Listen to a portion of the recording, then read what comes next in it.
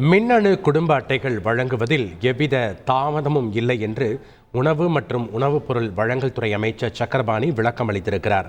அவர் அளித்த விளக்கத்தில் இடையில் மக்களவைத் தேர்தல் நடைமுறை காரணமாக விண்ணப்பங்களை சரிபார்த்தல், ஆய்வு செய்யும் பணி மேற்கொள்ள இயலாத சூழல் இருந்தனால் தேர்தல் முடிந்த பின் அதற்கான பணி தற்போது முடுக்கிவிடப்பட்டுள்ளதாகவும் அமைச்சர் தனது விளக்கத்தில் குறிப்பிட்டிருக்கிறார். அதன்படி மின்னணு குடும்ப அட்டைகள் வழங்குவதில் எவ்வித தாமதமும் இல்லை என்று அவர் தெளிவுபடுத்தியிருக்கிறார். செய்திகளை உடனுக்குடன் தெரிந்து கொள்ள உடனே சப்ஸ்கிரைப் பண்ணுங்க.